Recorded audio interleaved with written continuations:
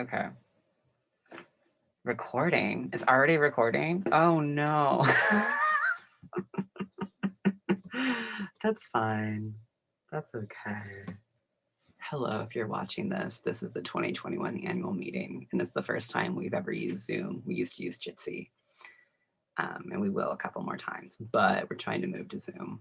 Okay, that's all you need to know. Oh, I was also supposed to outline the agenda.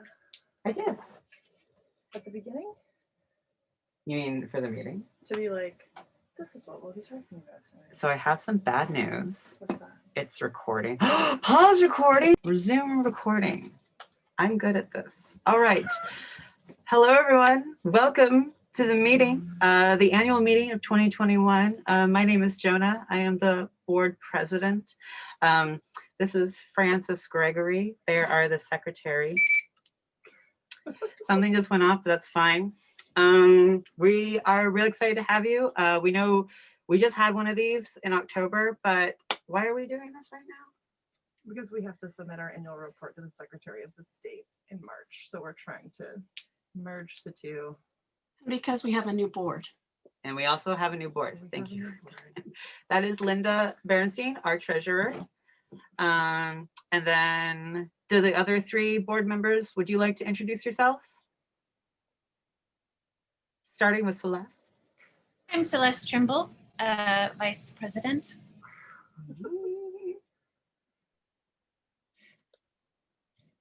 My name is Colin Bartlett. I'm a board member at large.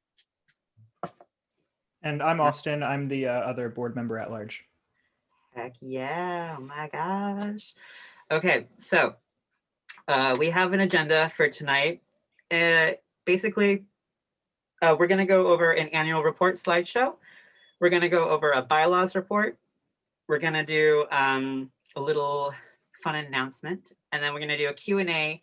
And Celeste, is there something else that we're missing? What else am I missing? So folks, if you hang out for the duration of the presentation, at the end, I'll draw your names from, we'll do a random picker raffle, and 2 lucky winners, someone will get a $20 gift card to Orca Books, and someone else will get the 2021 Nikki McClure calendar. So we'll do that at the end. Must be present to win. Heck yeah, heck yeah. Thank you, Celeste. Okay, so first off, we're gonna do our annual report. I will also, there will be Kristen Case asked, is there a survey? There will be a survey, and I will tell you more about it as we go. All right, so I'm going to first off share my screen and then do this. So the first thing is the annual report meeting. Can everybody see this? Yes. All right, I'm going to, right there. So this is our annual meeting little presentation. So overview of the Orca Books Cooperative. Welcome members. Orca Books has drastically changed within the past year alone, being reborn as a co-op, an entirely moving location and majority of staff. Amongst a global pandemic, vast social movement, tense election, etc., Orca has persevered to become a vibrant new community bookstore in the heart of Olympia's cultural district. We are proud to now share a street with other Olympia staples like Rainy Day Records, Psychic Sister, and the Capitol Theater. We are super jazzed. And now let's go on to some financial stuff. Yeah, so when Orca cooperatized March of 2020, so we've been together as a co-op for about a year. And that's around the time of our first shutdown. So last year, we stepped into our new organizational body with a plethora of challenges and 3 brand new staff members. COVID-19 began impacting small businesses as soon as February of 2020, many of whom entered the national lockdown with large sums of overhead debt that drove them into bankruptcy. Other small businesses lost debt on emergency relief funds to either larger companies or due to systemic racism that facilitated a lack of access. I just put some statistics in there just to let people know a little more how substantial this economic downturn has been and how much it's impacted small businesses. You can see that 98,000 small businesses closed permanently by August of 2020, and active business owners dropped 3.3 million between February and April of 2020, which is the largest drop on record. Next slide. Yep. Okay.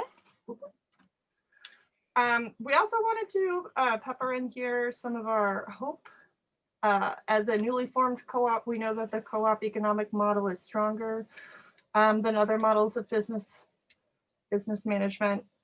We are strategizing to survive this economic downturn by using new studies about small business strategies to stay afloat in 2021 and 2022. They're suggesting that the economic impact is going to be felt for the next 2 years, and we haven't seen the full extent of it at this point. But there's some hope in the dark. E-commerce sales went up nationally 37% in 2020. We've been trying to take advantage of online orders to the best of our capacity as new staff members. Consumers still really want the in-store experience of a brick and mortar shopping experience, but with an integrated hybrid option for online shopping. So as I said before, we're still trying to figure out how to make those two worlds a little more seamless. We've been focusing on a more curated selection of new titles to provide a catered shopping experience, and kind of dramatically reduced some of the used titles we're able to offer as we are working with a smaller floor plan. So we're being a little more picky about our selection. And then our membership fees are helping Orca stay afloat while we get more specific about budgeting and business plans. We just finished our first big budget. Let's see, our partnerships are continuing to increase. And we did qualify for 2 PPP loans. One of them, we're unclear as to whether we're being forgiven. We're still in conversation about that. And then the other, I believe our interest loan rate is really low. It's between the 1% and 3%. Let's do the next slide. So this is just a side-by-side monthly comparison of our net income. This graph might be a little confusing, and that's understandable. What I did was I put Orca Inc.'s numbers from the end of 2019 onto the spring of 2020 and compared those to when we opened in October as Orca Books Co-op up until February. Just to kind of take an overall financial look at how we're doing. So as you can see, these numbers don't look great when we opened in October. We got a lot of feedback that people thought we had closed for good. We're still getting a lot of questions and inquiries about the fact that we've changed into this co-op model. So we're thinking about how to do more advertising around that. And one of the important parts about the net income is this is after all of our expenses are paid. So this is just money that we're making that's staying with us as a company. So in October, we had just moved and opened up. We know a lot of people didn't know where we had relocated or that we had relocated. November, you can see we're in the negative. We were really trying to gear up and focus on taking advantage of the holiday season in December. You can absolutely see that payoff here. We did really well in December. And my suspicions are that if we had stayed open for January, we would have seen a positive as well. In January, we were really concerned about some of the predictions for COVID from family get-togethers and all of the travel that happened. So we made that decision based on the safety of staff members. In February here, you can see short month, and some people were still a little confused about whether we were closed or open, but you can see we're kind of getting a lead up there compared to Inc.'s numbers. And that's kind of one of the ways we're trying to strategize around our success, which was a little difficult for most of 2020. Or a good chunk of 2020, we were closed for the move. So we were trying to use some of the previous year's financials to kind of get a baseline for how we were doing financially. Right on. Thank you, Frances. But I think these numbers are more fun to look at. These are just some fun numbers. So we have, as of, I think last week, 737 co-op memberships, about $65,000 in book. No, wait. I think that's the number of books. Yeah, get rid of that. I put this little $sign in, but ignore that $sign. We've sold 6,500 books since October 1st. Why, Bridget? What's our financials? And then we've done 12 virtual events since transitioning into a co-op. And starting in September, we started recording them and putting them on a YouTube channel for everyone to access for free. The virtual events have been pretty good. As of today, we've had, I said 12. And it's kind of fun. We usually use this platform called Jitsi. It's not Zoom, it's like a Zoom knockoff. And honestly, I'm looking into transferring from Zoom to, or from Jitsi to Zoom, because you can do, live streaming to Facebook and stuff like that. But responses to the virtual events, doing virtual events during this pandemic, which is a great way to keep the community thriving and alive, has been pretty positive. One person, Olivia Salazar de Bro, said, she's the author of Sisters of Element. She said, my virtual book reading with Orca Books Co-op was by far one of the favorite events I've had, and that includes physical events. The questions asked were thoughtful and sincere, the vibe was fun, and I didn't want it to end. I am so honored for the opportunity to work with Orca Books, and I look forward to future events, which there are going to be many more. We've also, since transitioning into a co-op in April 2020, have done a lot of partnerships. These are just new partnerships. These aren't partnerships established beforehand, which are still going on, but these are ones that we've kind of established within since April 2020. And so a lot of them are local presses. Let's see, there's Contagion Press, Creative Colloquy, Blue Cactus, Third Thing, Heartspark. We donated $550 to Media Island International from kind of a clear out sale we had in June, which was great. We donated so many books to community youth services over, I think it was right before Christmas. That's a program for foster kids where they made a wish list, and then the community came together and donated all these books, basically. Let's see, let's look at another testimonial from a community member. This is Logan Fenner. In my opinion, Orca wholeheartedly embodies the spirit of indie bookstores. There is a strong commitment to serving and supporting local writers and creators, which is important to me as both a reader and a writer. Credit should be given to the fantastic staff and their dedication to making the store a safe and welcoming environment. I've had nothing but pleasant and friendly interactions with them, both in person and over email. And of course, Orlando, the shop cat, is truly an exquisite creature. I am pleased and proud to be a part of a downtown community that includes such wonderful organizations as Orca Books. So that's just what the people are saying. The future of Orca. So while staying afloat during the pandemic, we are hoping to foster our growth with refining our cooperative systems and furthering our outreach to our South Sound community. So this means we're gonna hammer out how we work as a co-op, team practices that can stay in place long after the current Orca pod is gone. We're also trying to figure out, we're strategizing around the long-term impact of the pandemic into the future and analyzing its impact on brick and mortar style stores to bring more options for offering a co-op experience to our membership. We also plan on strengthening the partnerships that we have and making more partnerships. And we're gonna do a lot more marketing, which is gonna be fun, and events, of course. We really want to just get Orca's name out and assure everybody that we're not dead, that we're new, that the Orca has kind of been reborn like a phoenix. Imagine an Orca reaching out of a pile of flames. So that was The brink of extinction. yeah, an Ortix, as Francis just said.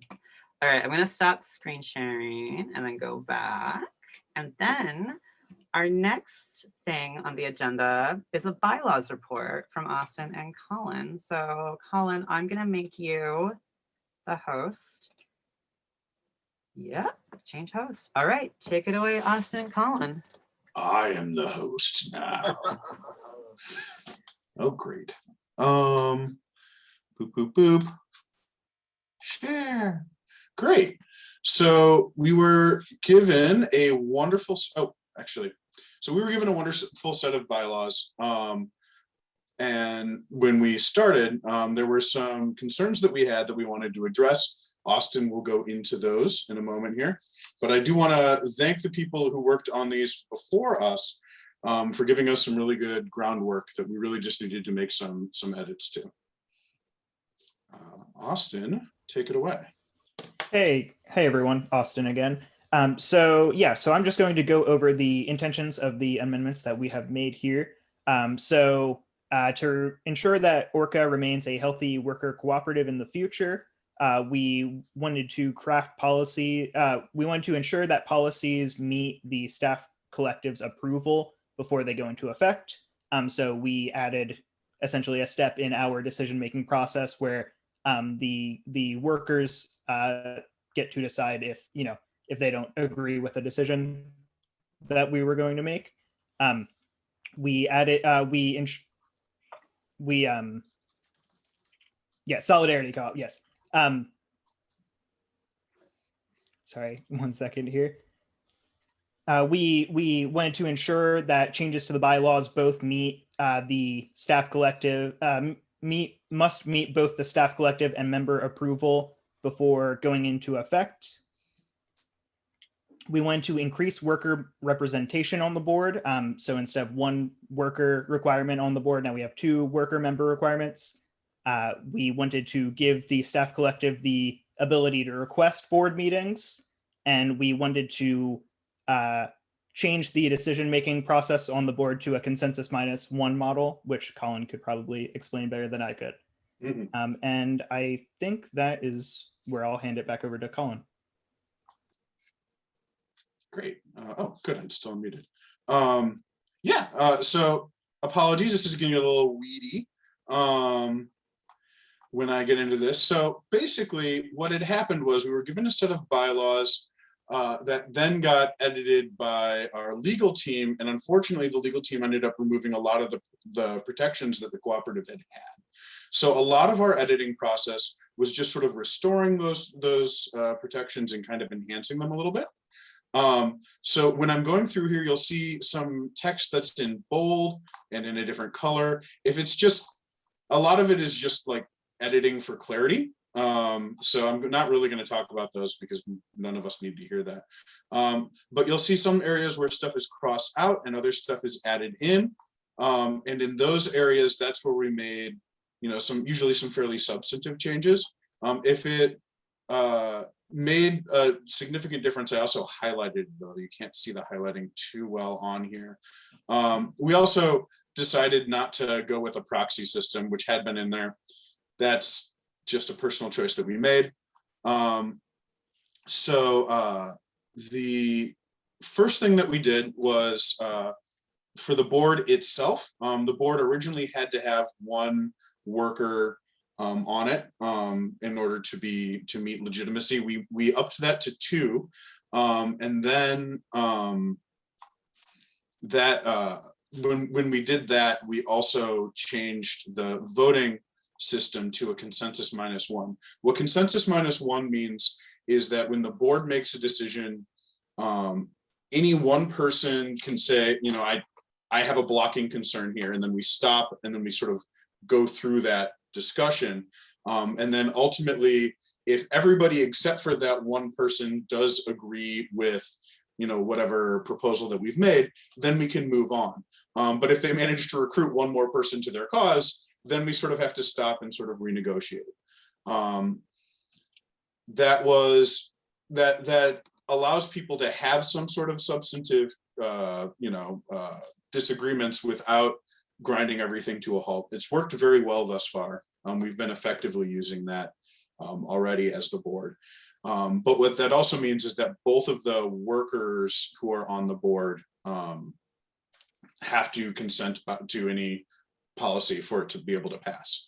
The other important thing that we did that's a follow-up to that is that the staff collective then has 3 weeks to look over the decisions that we've made and approve them, or rather to veto them.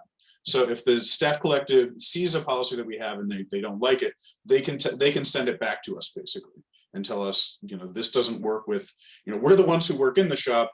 We know what the risks are here, and this doesn't work with what we're doing. that was really important to us. But if they don't do that, then the policies will pass. They also have the ability, and I should scroll up a little bit here. Apologies for anyone who's trying to read what I'm saying. So they also have the ability to call meetings. So if they're noticing that there's a problem going on with Orca and the board, for whatever reason, hasn't noticed it or doesn't really want to address it, the staff has the ability to call us in to make us meet and discuss the issue, basically. That is one of the additional ways that we have for just additional accountability, that we are answerable to them. We didn't make too many changes with any of the actual staff positions. But any of the policies and procedures, like I said, have to be approved by both the board and the staff collective. The other substantive difference is when it comes to amendments, and this will be true going forward. So that's up to this point, the board of directors could basically just amend these bylaws however we wanted. So any of the protections that the bylaws did give to the workers were really just up to the board to decide whether or not we wanted to continue them. That didn't seem terribly safe to us, because we know what happens with power, even the power of being on the board of directors of a local bookstore. It's surprising how little power it takes to corrupt. So we decided that from here on out, for any changes to the bylaws, once again, that goes to the staff collective to have 21 days to actively approve, and then it'll be sent out to the membership. So both, once it's gone by the board and then the workers have had a say in it, then it goes out to all of you to say, hey, that bylaw, that set of bylaws, that change doesn't really feel like it fits the values of what I signed on to, or it does, and great, good work. Either way, yeah, so they were minor changes, but they really, one of the biggest risks that we've seen with co-ops is after that initial sort of honeymoon stage where everyone's really excited and building it, co-ops that have a separate board of directors, power adheres to a center, and there is often a increasing sort of administrative drive. And we wanted to make sure that in the future, when the situation may seem a little bit less rosy or we have more conflicts, we have the workers have an ability to really keep this cooperative a functional cooperative. Yeah, I'll pass this back to Austin.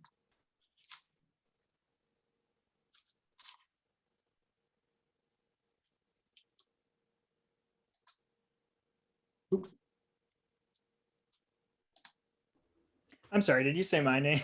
I'm sorry about that. I did, no worries. I was going to pass it back to you for the question and answer. I'm seeing a couple. The first question that we have has already popped up in the chats, but I'll let you moderate the question and answer. Yes. So the question, yeah, I was actually just looking for the answer to the question.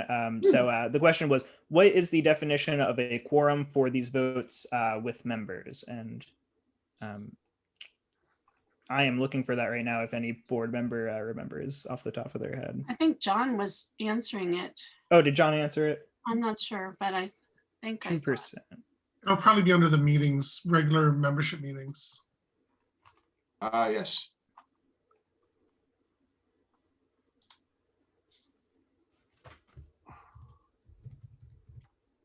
Quorum, yes, it is 2%. At any annual or special meeting of the members, a quorum of the members shall be 2% of the total voting members. So is it question and answer time then for all of us? Are there any more presentations? I think. Did anyone have any further questions about the bylaws? Here. Yes, we do have quorum here with 16 members present.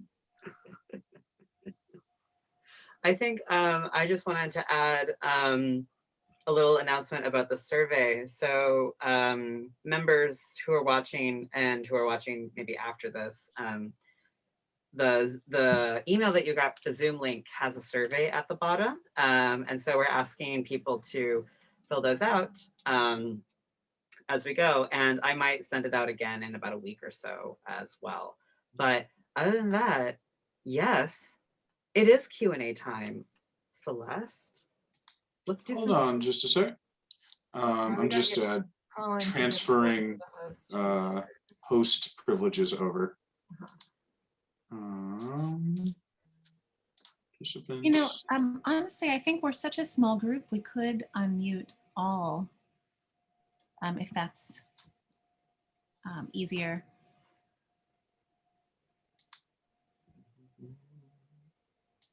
Okay, folks, does anybody have any questions about the presentations that you've just seen, or any general or specific questions about Orca Books Co-op, the transition into the cooperative model, or anything else? Yeah, Kristen, So I unmuted. Can you hear me now? You got it. Great. Okay. Yeah, go right ahead. And I don't mean to be weird or a stickler, but I'm glad we have a quorum. That's exciting for me. I thought I saw that the membership was like at like 700. Is it like 70 or? Because that 2%. oh, I was thinking 10%. Oh, don't mind me. Don't mind me. Well, okay. So 14 would be like, okay, I got you. Never mind. Disregard. No worries. Other questions?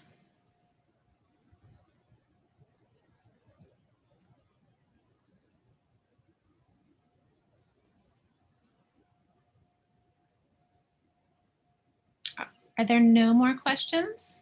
I love that. Oh, Laura, I see your hand. Laura Cameron. There, I'm just kind of a casual member of Orca, and I felt bad that I haven't been able to contribute much in this pandemic year. But I am interested if you're going to talk more about kind of events and other things that can be supporting the bookstore without necessarily coming in and helping shift things around. I have kind of a self-publishing press, and I have a website, and I have a social media account. So I'm interested in information you might have about how casual support links back to the website, links helping or retweets promoting events that you're doing, anything like that. And if you have a tip sheet for it, you can point you to your tip sheet. What an excellent question. Who would like to take that? I can take that. Yeah, I mean, we should have a tip sheet. That's a great idea. The best way to help us from afar is, interacting with us on social media, coming to our events, our virtual events, which we post about on the social medias. They're also under the events tab in our website. And getting books, basically. I think the number one thing is, purchasing books from us on our website, which we can do direct to home to you. Or also another great thing is, again, retweeting or resharing things on your stories, just spreading the word. Because I think our main goal for marketing right now is to let people know, hey, we're here. we're at a new spot. We're still thriving, and we're actually changing into something new and wonderful. So that's probably the best way to support us from afar. If anybody else, any other board members want to jump in on this, feel free. But that's my answer. Just interact with us and have fun. I also think that not only interact with us on social media, but and retweeting and that sort of thing, but just casual conversations with people who might not, friends or colleagues or others who might not already be Orca supporters, or the word casual, I think is a really good one, because sometimes even retweeting can seem like not casual and more formalized, but just in chit chat. Oh, what book are you reading? I got it at Orca. Have you been there lately? That kind of thing. Yeah, wonderful question. Other questions? I have something to add to the last question. Also, letting people know that they don't have to go buy books on Amazon, that they can buy books on our website and we can ship them to them just the same. So just letting people know that there are alternatives. We can ship them to them just the same, except that we don't make our employees pee in water bottles. No, True. It was just that that's one. a good idea, you know? Um, Next time the toilet fails.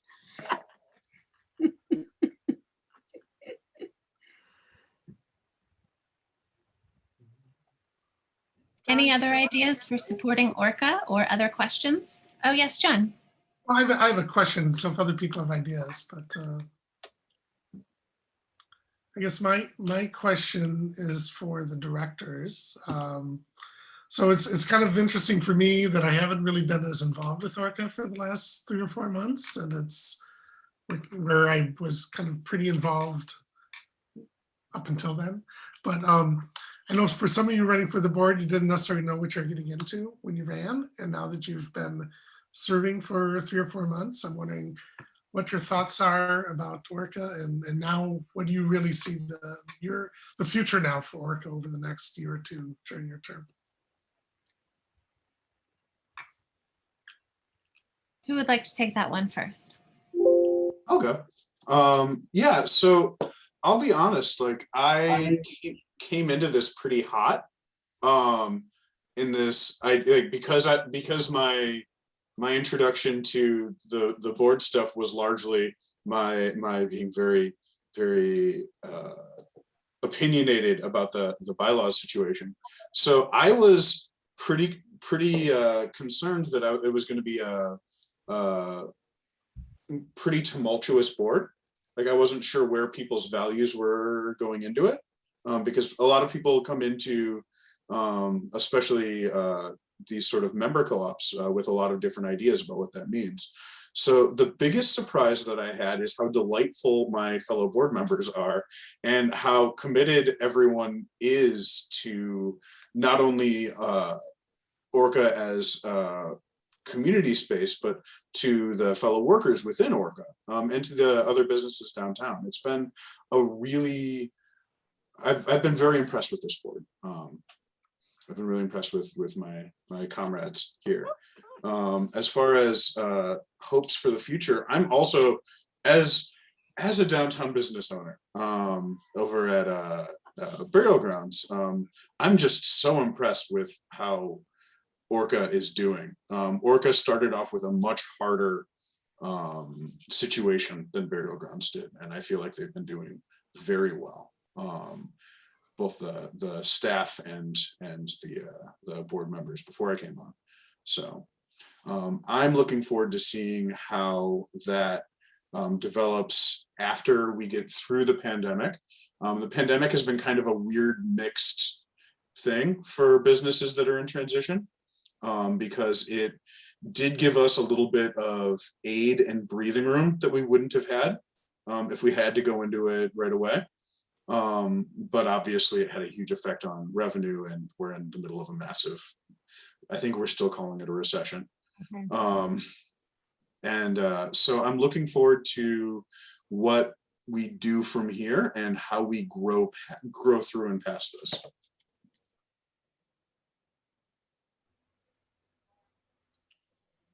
So when I came onto the board, I didn't know, I don't have much experience with retail. I have experience being on a board of a community in Tucson that has to do with global children's literature. And so I'm really experienced with being on a literary board, but the retail, the financial aspect of it is a big part of this board that I haven't experienced before. So that's been a learning experience for me. And I'm really, really grateful for all of your expertise in different ways. And I'm so grateful that there are folks on the board who are intimately knowledgeable about Orca books for me to have this time to learn without feeling the pressure of like, I have to be 100%, I can have a learning curve here. So I'm grateful for that. Also, in terms of the future, I'm really excited, as each and every one of us are, for the end curve of the pandemic, so that we can start being in Orca books together again. And I think that'll make a really big difference for my understanding of the store. And I've only ever been there as a consumer. I've never looked at it with really the eye of a director, like physically, materially. So I'm really interested in being in there and thinking about the titles that are popular, the titles that are sold with more frequency, the sections that get more foot traffic, and learning more about how the books themselves work in Orca for the community. I'm really, really interested in making Orca a real community space, not like a merchant shop, but a community space where we sell books, because books are the best. But the community comes first. So that's what I hope for. And I also hope to get some more children's authors in there and bolster the children's section, which is my dearest love. Oh, are you done? Linda, yeah. Go ahead. Yeah, okay. Well, I'm just really so impressed with all the people who have stepped up to help Orca continue beyond what I can do. And I'm just so grateful for the hundreds of people who have helped Orca Co-op to get going. And I too am so impressed with the staff and the board for pulling all this stuff together, which I had no idea how much work it would be, and people everywhere are just stepping up and taking responsibility, and it's just very, very heartwarming. Yeah, for me, so for my background, before I got involved in this, I've been a community organizer with DSA for the past few years. So I've mainly been used to being in these sort of spaces where like you're there for an obvious like political reason. And this is my first time being part of an organization like this, which is driven by like a passion for, for books, for reading and writing. And so that's been really great. Just seeing the different dynamics that develop in this sort of board, in these sort of relationships. And another thing John mentioned, we're a solidarity co-op, right? So we have both worker members and we have consumer members. And I've really valued that on our board, having two workers involved, that we get to hear directly from them. I really value Francis and Jonah's feedback and just keeping us in the loop, especially right now where we're not really there in person as much as board members. And and just echoing what folks said about we like the 740, that's really exciting to me. And it's it shows me that people are really excited to have a cooperative bookstore in Olympia. And I'm just really looking forward to what we can do like as a community once we're able to get together in person. It just makes me really excited. And if 740 people know about us already, like once we're able to be out there and just open, like imagine how much more members we're going to have. So, yeah. Do you have anything you want to add? Yeah, I guess I would say I don't have any formal board experience. This has been a bit of a learning curve for me. I have a lot of collective organizing experience in much less formal systems. And so I wasn't super sure what to expect when we all started meeting. And yeah, I've just been feeling really excited about the staff, especially getting support through a board, being able to ask other people for help, being able to ask for outside input. And honestly, I feel like we're a really funny board. Like we laugh a lot, which I was like expecting it to be very serious, but actually it's really fun to be a part of this board. So I've just been pleasantly surprised all around and super grateful at everybody involved. So Yeah, we have a really great little board. I've witnessed other like larger boards and like everyone hated each other. So this is and we all really like each other. So I really like being part of this board. I will say in terms of future stuff, more immediate future, the survey actually, we're gonna take a look at everybody's answers, and that's gonna also partly influence what we're gonna focus on going forward a little bit. We have like a few big projects in the cloud of our minds that are kind of tucked in our sleeve. That's the word, right? yeah, Tucked into our sleeve. sure. But I don't want to say them just yet because if they don't happen, that'll be embarrassing. Yeah. But yeah, going forward right now, I would say is like listening to what our community members want and trying to improve in those spots. That was vague, but if you do the survey, it'll help us a lot. Yeah, I guess I didn't answer that part of the question about the future. I would say I'm really looking forward to seeing survey answers and seeing if there are more ways Orca can participate to whatever extent we can as a community space. It's just been very challenging to figure out how to make that a possibility. Because I think, yeah, when I came on, we were in the process of moving and it's just felt like one big, like learning the process of how Orca has been run and how we can integrate a more collective aspect to the work that's been done.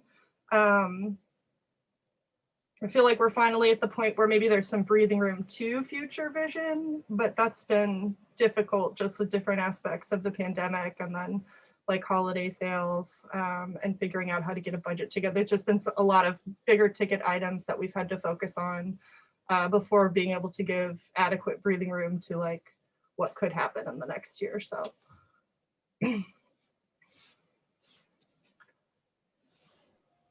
Thank you for that good question, John. Does anybody else have questions for any of us?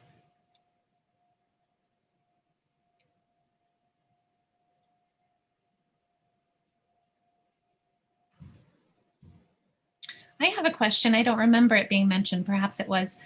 When does the survey go out and how long do people have to get their answers back to us? So the survey went out yesterday with the link. I put it at the very bottom. But if I don't get like, I don't know, 15 answers or something, I might send it a second time and be like, take it.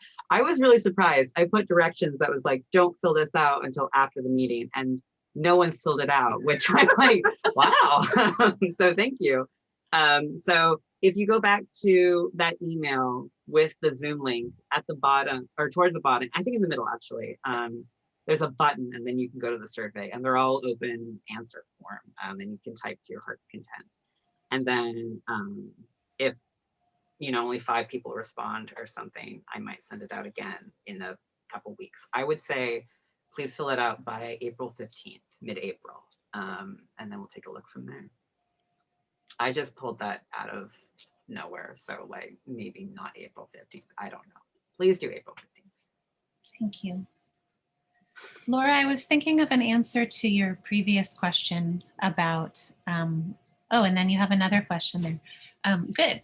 Your question about how to support Orca. And one thing that I'd like to see that I don't know if it's happened too much yet is more journalism about the transition and how Orca is doing now.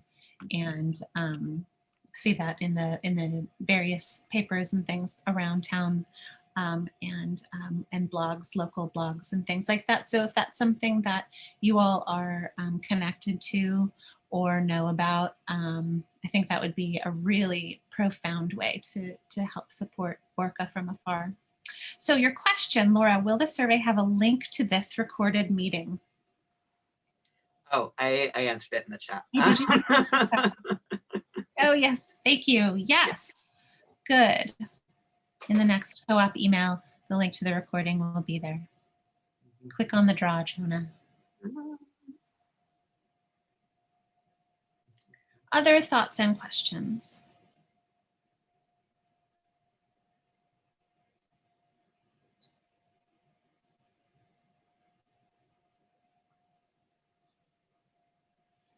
Well, if you think of any other questions in the future, you can always email us. I think our email addresses on the website. Is that on the website? Easy to find. Because I know after meetings, I always think of my questions later. So if that's you also, please make sure, yes, board@orcabooks.com. Please make sure that you ask those questions because we're all happy to answer and clarify anything or just listen to your thoughts and ideas. Of which we will, hopefully, if you all do the survey. And tell your friends to do the survey. If you have friends who are Orca Books members, please gently nudge them to fill out the survey. I just wanted to say really quick that a lot of times I tend not to fill out surveys because I feel like no one is really going to particularly heed the whatever advice I give. And in this particular case, I can assure you that especially with the survey results that were the number of survey answers we're aiming for here, what you send to us will be lovingly read and discussed. So I strongly encourage you to let us know what you think.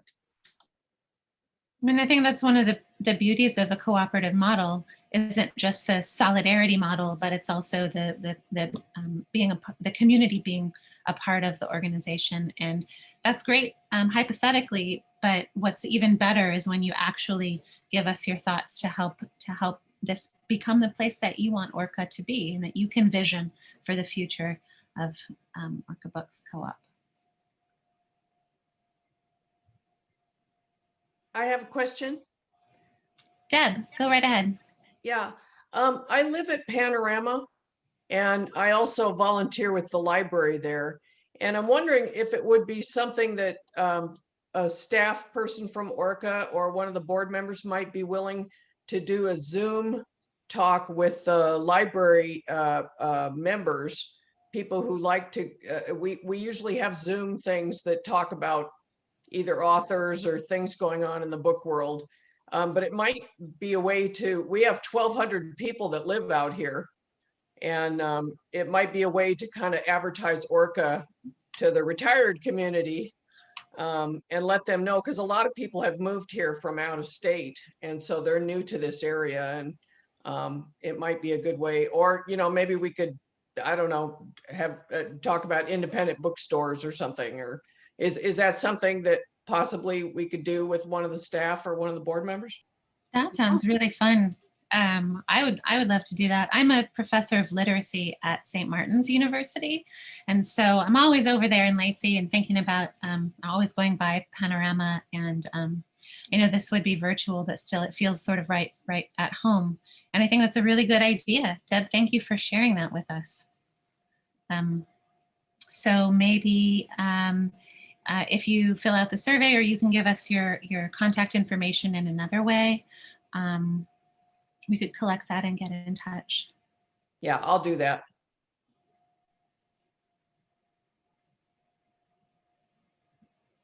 I'll ask a question. Alice, go right ahead. Hello. I am curious, it seems like Orca was moving at just about the same time everything was closing down. Is that correct? Yes. And so I was one of the people staying in my little bubble at home for the past year. And so I am just curious. I finally got into Orca Books last Monday. That was the first time I've walked in the door of the new store. But I'm wondering, when was it exactly that you opened the doors, and what has the traffic been like coming in? I'm imagining it hasn't been a lot, but maybe everybody else has been there and I'm the only one who hasn't been there. So I'm just curious. Well, it's been restricted to 5 at a time and now 10 at a time. So it was over Christmas. I guess it was 10 over Christmas, wasn't it? It was still Uh, 5. but yeah, it was hard to keep it down to 10.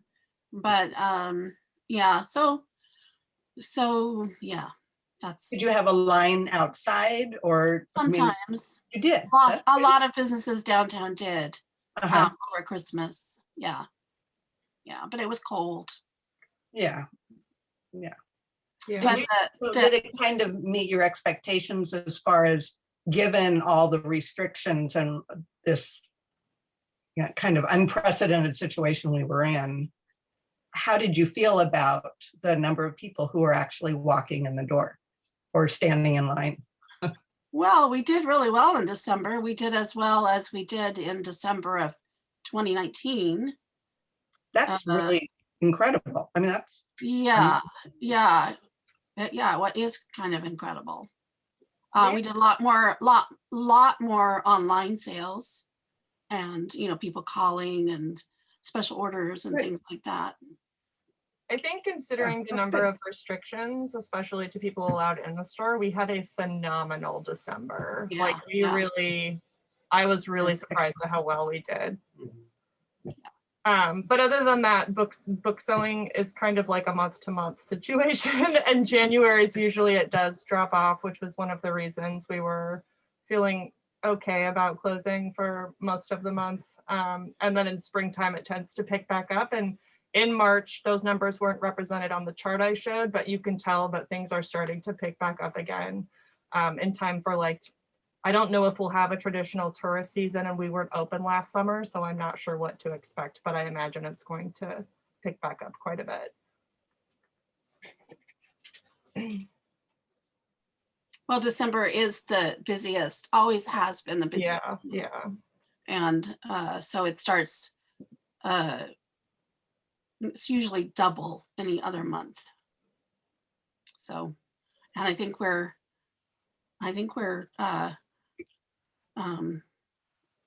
at that half of December mark even now, I think. We were also pretty busy. We were curbside only, I think August and September, right? Yes.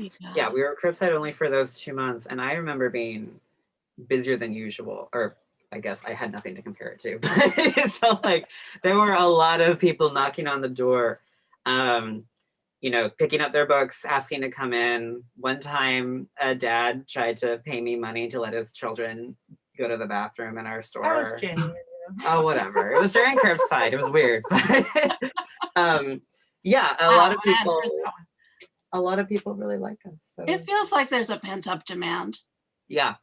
That's good. It does feel I that. think also to answer the other part of your question, every week that I talk to folks at the counter, I hear somebody say, I haven't been in since you've been opened yet. So it seems like a lot of people are starting to feel a little more comfortable getting out as vaccines are made available and stuff like that. So that's not unusual. I've heard that from a lot of people in the last month.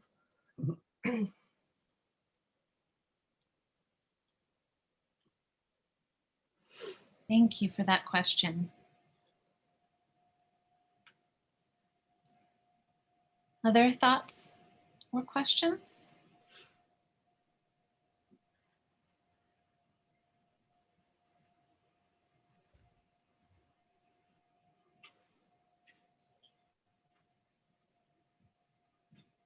Is it raffle time? Sure. So question, John, are you a community member or are you part of us? Do you go on this list for the raffle? I am a member. Yeah. All right, well, I'm gonna leave you on the list now. Okay, folks, I'm gonna share my screen so that you all know how very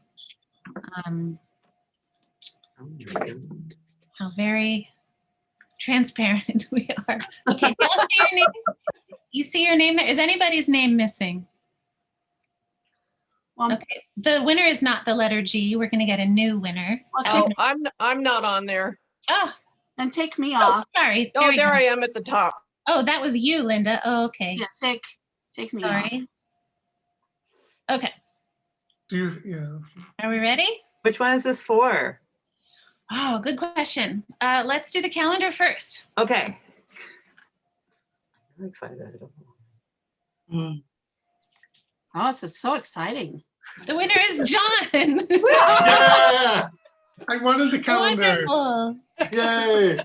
And now you get to look at Nikki McClure's beautiful illustrations. I love them. I have it right up here. This month is adapt. March, the word for March is adapt, which is perfect. How appropriate. And can I just say really quick, John McNamara is Yeah. a treasure. Yeah.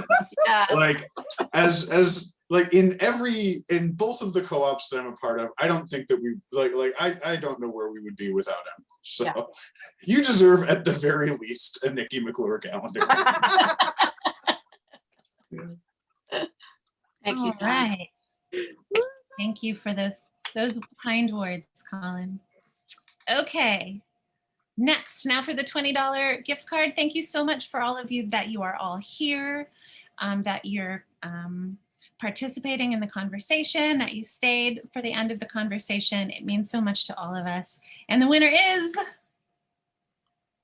so exciting, Daniel Cook.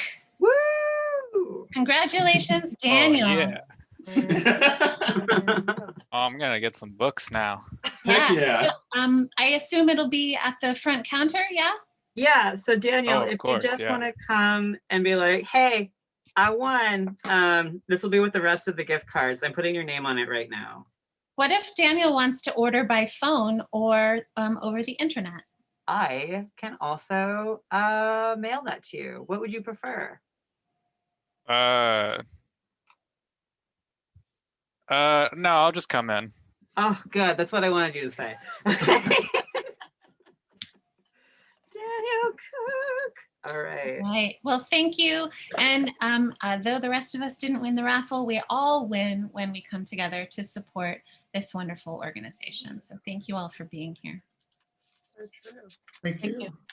Great Thank meeting. you, Thanks, everyone. everyone. Thanks so much, everybody. Bye. How do we stop recording? So now? long. Well, Okay. Goodbye. I will stop recording. Should I stop recording now? Oh, yeah.